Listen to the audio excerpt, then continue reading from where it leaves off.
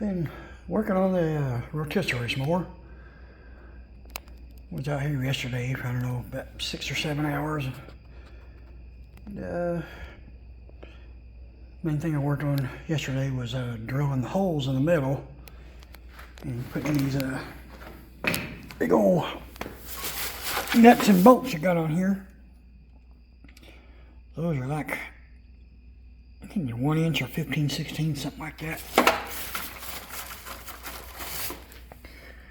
I've got to weld that nut. I've got to drill holes up here. There's metal in. This Schedule 40 pipe is proven hard to drill into. It's wearing the battery out of my Ryobi drill really fast. But I got the plates welded on there the other day for, that's where it mounts to the back bumper of the Nova. I'm going to drop these, or where it mounts to the body. I got to drill a hole somewhere in here. I got to locate the right place for it before I drill it. And I may have to trim some of the length off of that plate.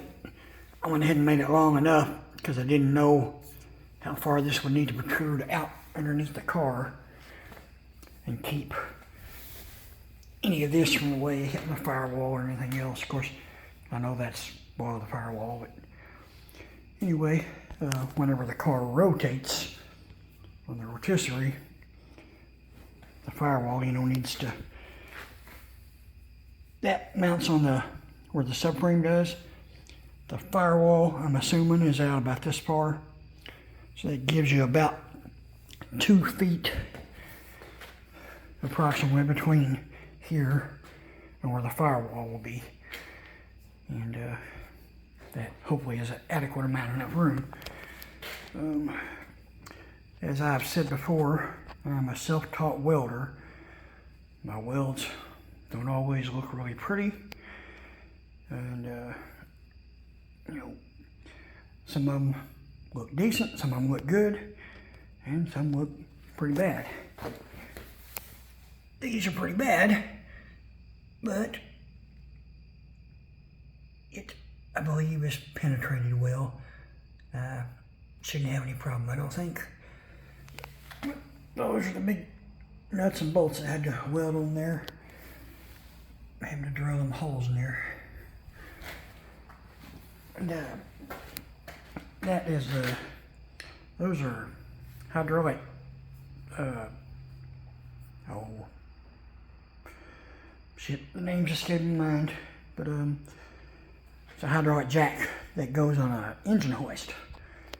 And I bought these at Harbor Freight for the engine.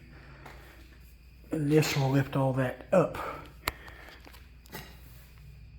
And that metal there is 3/16 inch. It's welded there. And the pin's jacked up higher in there now, but there's a hole through there, and I'm going to get them pins that you use like on tractors or the other receiving hitch for your bumper. Just going to stick it through there, and then got the little pin clip that goes on the other side to keep them sliding out. That's what I plan on using right in there and down there. That part right there is I think it was 2.5 inch by 2.5 inch square tube. And the directions just recommended welding a 1/4 inch plate on each side, but I thought, I think it'd be stronger, and I slid it up over the base of that jack, and it fit perfect. So I just cut a piece off that was right at 3 inches long, figured out where to drill the hole, and I drilled it, and I got it welded all the way down around the bottom there. And these here, can't see much because I got metal shavings all down in it, but that was me working on drilling that hole in this Schedule 40 yesterday. And it has taken some time to get it done. As you can see there, 3/16 inches. Takes a little bit to drill through. There's the jacks I bought. Got these at Harbor Freight. I bought them a couple of years ago. I think it was maybe a year and a half ago. And if I remember right, I paid $55 or $60 a piece for them. I'm sure with this inflation we got now, the things are probably close to $100, 75, 80 maybe. Who knows? But let's see if there's a part number anywhere. I'm assuming that is Harbor Freight's part number. So if you're interested, there's that. And that's about it for this video. I'm gonna get out here and do some more drilling holes and some welding. And then after I get all that done, I'll probably spend a little time with a grinder and just smooth up the welds a little bit. Get them dressed up some where they're smoother and not any jagged edges or bumps or sharp edges sticking out any place. And catch my hands or anybody else's if they borrow it to use. And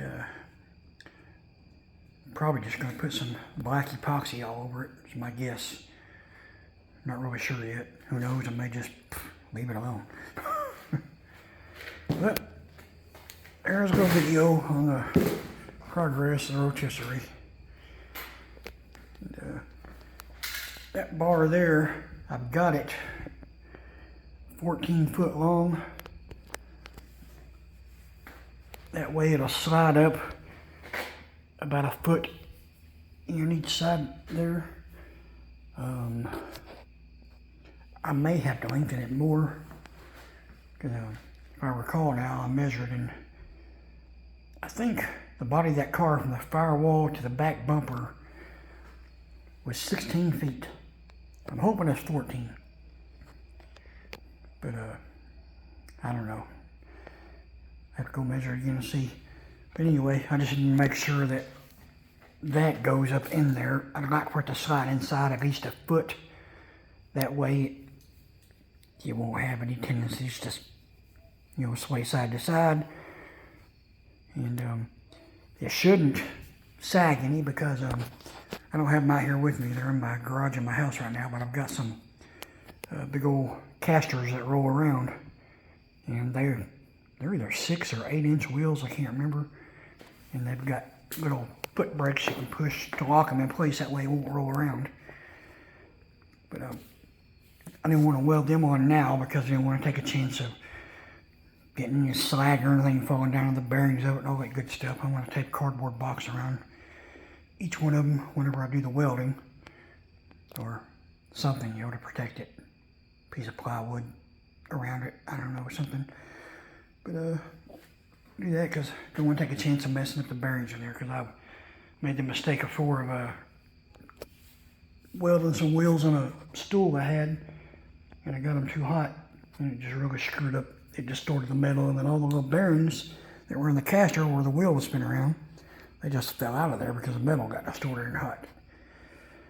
So, anyway,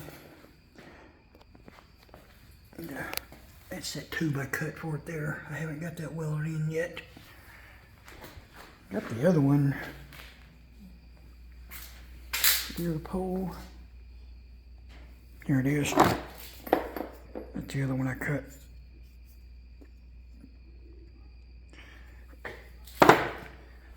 But that's it. Thanks for watching. Like, subscribe to the channel if you like it. Appreciate everybody viewing.